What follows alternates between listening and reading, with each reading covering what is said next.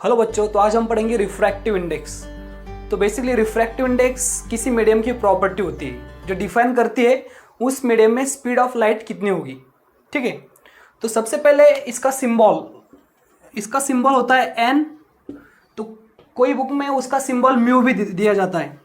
So both are the symbol of refractive index. ठीक है, तो बेसिकली रिफ्रैक्टिव इंडेक्स जो होता है it decides speed of light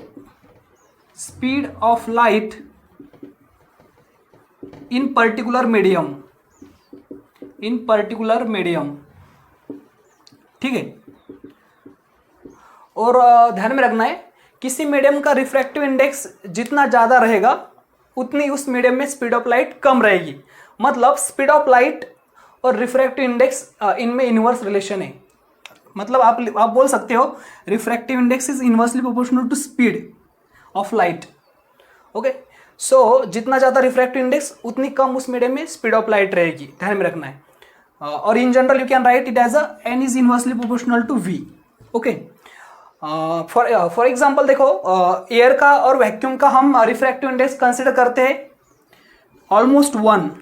air और वैक्यूम इनका रिफ्रैक्टिव इंडेक्स हम कंसिडर करते हैं 1, और इनमें स्पीड ऑफ लाइट सबसे ज़्यादा होती है। आपको पता है एयर और वैक्यूम में स्पीड ऑफ लाइट होती है 3 × 10⁸ मीटर पर सेकेंड। अब हम थोड़ा कंपैरिजन देखते हैं। अभी देखो, ग्लास का रिफ्रैक्टिव इंडेक्स होता है 1.5। ग्लास का रिफ्रैक्टिव इंडेक्स है 1.5। इसका मतलब क्या हो गया? ग्लास का रिफ्रैक्टिव इंडेक्स एयर और वैक्यूम से बढ़ गया है। अगर रिफ्रैक्टिव इंडेक्स बढ़ गया है तो उसमें स्पीड ऑफ लाइट कम हो जाएगी, तो ग्लास में स्पीड ऑफ लाइट इससे कम आएगी। ठीक है, बिकॉज उसका रिफ्रैक्टिव इंडेक्स ज़्यादा है। सिमिलरली वाटर का रिफ्रैक्टिव इंडेक्स है अप्रोक्सीमेटली 1.3। वो भी एयर और वैक्यूम से ज़्यादा है, तो उसमें भी स्पीड ऑफ लाइट क्या होगी? कम आएगी। ठीक है, सो ध्यान में रखना है स्पीड ऑफ लाइट और रिफ्रैक्टिव इंडेक्स इनमें इनवर्स रिलेशन है। जितना ज़्यादा रिफ्रैक्टिव इंडेक्स उतनी कम स्पीड, या फिर जितना कम रिफ्रैक्टिव इंडेक्स उतनी ज़्यादा स्पीड। ये ध्यान में रखना है। अभी हम एक रिप्रेजेंटेशन देखते हैं। रिफ्रैक्टिव इंडेक्स का एक रिप्रेजेंटेशन होता है, वो देखते हैं। ठीक है,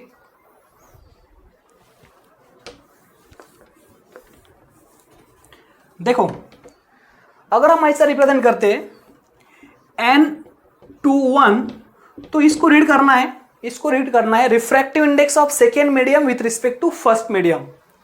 refractive index of second medium with respect to first medium, ऐसे रीड करना है। और इसका फार्मूला होता है, ध्यान में रखना है, इसका फार्मूला होता है refractive index of second medium with respect to first medium. इसका फार्मूला होता है V1/V2। V1 is speed of light in first medium and V2 is the speed of light in second medium. ध्यान में रखना है। ठीक है, मतलब कोई ऐसा, सपोज यहाँ पे ये मीडियम 1 है, और ये मीडियम 2 है। तो जब लाइट एक मीडियम से दूसरे मीडियम में जाएगी तो स्पीड ऑफ लाइट कैसे चेंज होगी वो हम इस फार्मूले से निकाल सकते हैं। सिमिलरली आप लिख सकते हो n12, ऐसा लिखा होगा तो आप उसको बोल सकते हो refractive index of first medium with respect to second medium. Refractive index of first medium with respect to second medium.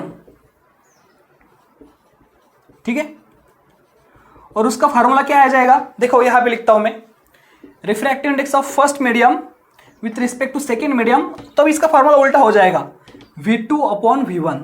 Okay, ध्यान में रखना है। So these are the formulas of refractive index. ठीक है, और इसके बाद और एक पॉइंट आता है एब्सोल्यूट रिफ्रैक्टिव इंडेक्स। तो अभी हम पढ़ेंगे एब्सोल्यूट रिफ्रैक्टिव इंडेक्स।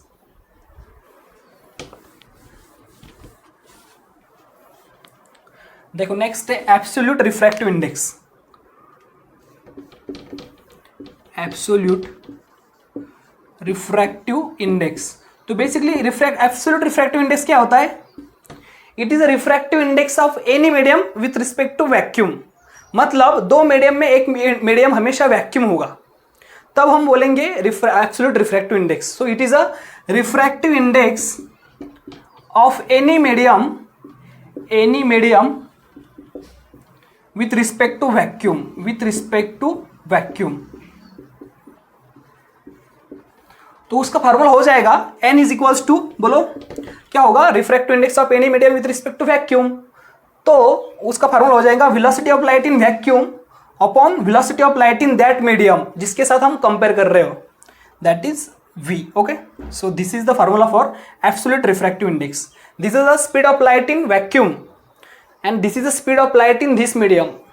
ठीक है, जिस मीडियम की हम बात कर रहे हैं। ओके, सो ध्यान में रखना है। और यहाँ पे c की वैल्यू फिक्स है विच इज 3 × 10⁸ मीटर पर सेकेंड। तो आपको अगर एब्सोल्यूट रिफ्रैक्टिव इंडेक्स निकलना है तो उस मीडियम में कितनी स्पीड है वो यहाँ पे डालना, आपको उस मीडियम का एब्सोल्यूट रिफ्रैक्टिव इंडेक्स मिलेगा। या फिर आपको एब्सोल्यूट रिफ्रैक्टिव इंडेक्स दिया है, then you can find out the speed of light in that medium. तो कैसे करोगे आप उन दिस केस में, v को आप इधर लेके आओगे, v is equals to c upon n ऐसा लिखोगे, तो आपको speed of light in that medium मिलेगा। और ऐसे एग्जांपल आपको एग्जाम में बहुत बार पूछते हैं, स्पीड ऑफ लाइट निकालना किसी मीडियम में। और एक बात याद रखनी है, जो स्नेल्स लॉ होता है, मतलब रिफ्रैक्शन ऑफ लाइट का जो सेकेंड लॉ है जिसको हम स्नेल्स लॉ भी बोलते हैं, आपको पता है स्नेल्स लॉ क्या होता है? स्नेल्स लॉ होता है बेसिकली साइन आई अपॉन साइन आर, साइन आई अपॉन साइन आर। मैं क्यों बता रहा हूं? बिकॉज ये जो स्नेल्स लॉ है उसी को हम बोलते हैं, इसको हम बोलते हैं रिफ्रैक्टिव इंडेक्स।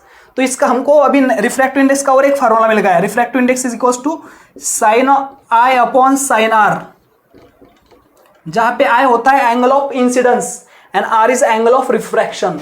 सो ये भी एक फार्मूला आपको याद रखना है रिफ्रैक्टिव इंडेक्स का, sine I upon sine R. I is what, देखो for example this is I, angle of incidence. Suppose light नीचे जाके रिफ्रैक्ट हुई है, यहाँ पे ऐसे रिफ्रैक्ट हुई light, so this is r, angle of refraction, so sin I upon sin r. So this is the formula of refractive index.